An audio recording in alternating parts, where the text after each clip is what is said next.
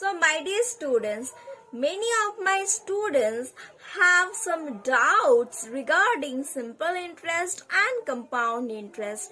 They say that they have learned both the formulas very well, but the concept behind the simple interest and compound interest is not clear to them.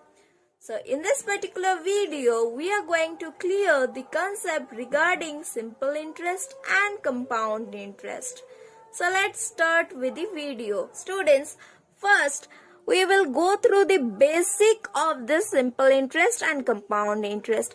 You will find that in both the cases I have written principal. What is this principal? This principal is the money which is invested in the beginning or which is taken as loan from someone. So this is the amount or the base of this interest. Now, this principal is invested for some time or taken as loan for some time. That time duration is written or represented by T under simple interest, whereas in compound interest it is represented by a small letter n.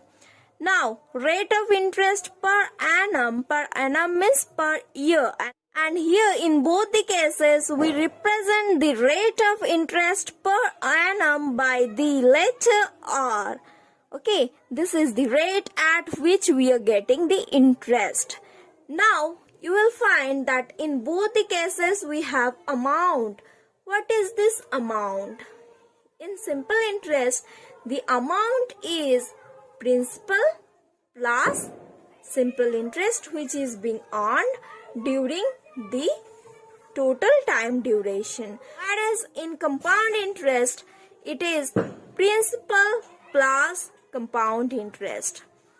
And by using the formula, we can calculate simple interest. That is PRT. P is principal, R is rate per annum, and T is the time duration. And we will calculate amount by adding simple interest to the principal. Whereas now you can see the formula under compound interest. Here, if it is compounded annually, means once a year, if the interest is being paid by the institution where we kept the money, then it will be amount equals to P into 1 plus R by 100 whole to the power n. Whereas if it is compounded half yearly, means twice you will get interest within a single year. That time the amount will be equals to P into within the bracket 1 plus R by 2 into 100. That means we need to divide this rate by 2. Why? Because within a year we are getting twice interest. So the rate of interest will be divided by 2 and whole to the power 2n. That is, we are multiplying 2 with the time. Why? Because we are getting the interest twice a year. So 2n. Similarly, when the compound interest will be compounded quarterly, that time amount will be equals to P into within the bracket 1 plus R by 4. Why it is R by 4 into 100? Because here quarterly means we will get interest 4 times. So the total interest per annum, that is per year, is divided by 4 and we are multiplying time with 4 to get the time duration or the number of times we are getting interest in a particular year. Now, these are the 3 different formulas for annually, half yearly, quarterly. Those are very important for your exam.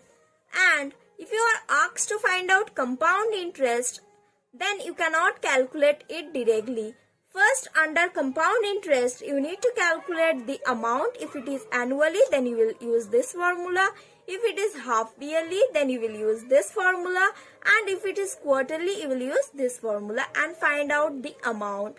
After that, you will deduct the principal from this calculated amount and you will get the CI. So, compound interest will be amount minus principal. Now let us understand the difference between simple interest and compound interest. with help of an example.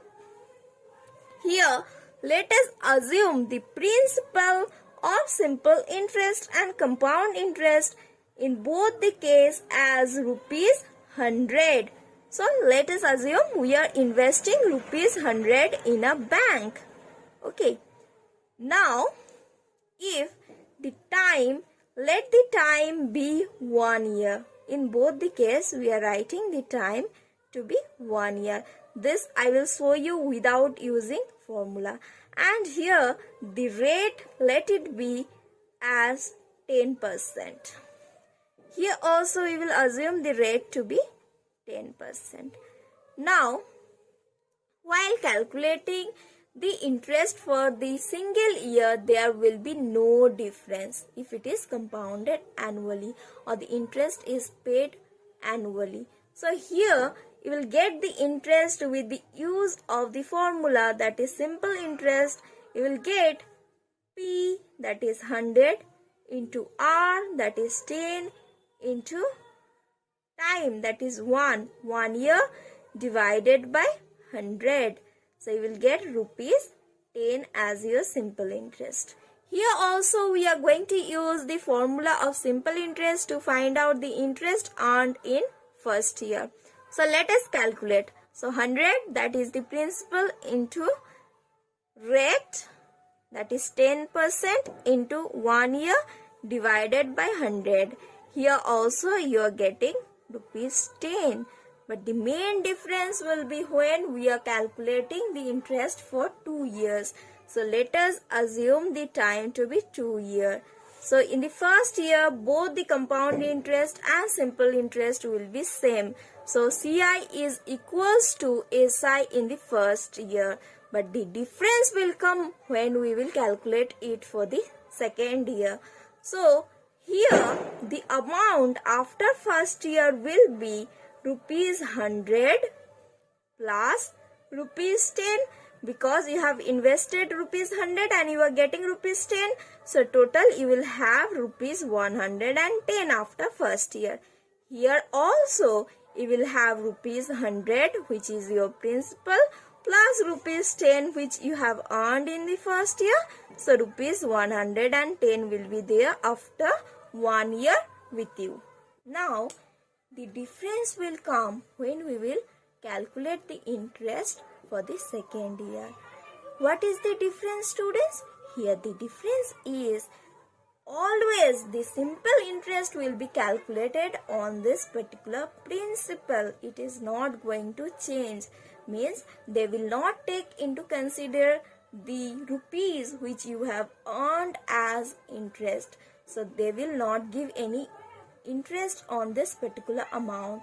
So you will get less amount when it is simple interest. So here the principal will remain same. So here the principal will be always same. That means you will always get the interest on the money which you have invested in the beginning, that is rupees 100. So in the second year also you will get the same interest by applying the formula PRT, that is rupees 10. That means simple interest will be same throughout the year you are going to keep your money. So here the amount what we will get is principal, that is 100, plus interest of the first year, that is rupees 10, plus interest of the second year, that is rupees 10. That is total rupees 120. Now while calculating the compound interest for the second year, you make sure that we are not going to take this principal, because in compound interest we get interest on the interest earned along with the principal which you have invested. That means you will get interest on this rupees 100 as well as the interest earned in the previous year. So you will get interest on 100 plus 10, that is rupees 110. That is your amount. So here you will get interest on this particular amount. So this is your principal. Means the amount of the previous year will be your principal for the next year here. You will not take 100 as we have taken in simple interest. So here we have written rupees 110, that is our principal. So here you will get rupees 110 into R, that is 10%. So 10 by 100 into 1 year, because we are calculating for the second year, which is 1 year. We have already calculated for the first year, now it is for the second year. Second year means there also we have a single year. Okay, the duration is 1 year. So if we calculate this, we will get rupees 11. So as you can see, while we are calculating interest using compound interest, the interest earned in the first year is different from the interest which is earned in the second year. Interest of the second year is more than the interest of the first year. But in the case of simple interest, always the interest will be same, because here principal is same. We are always giving interest on the amount which is invested in the beginning.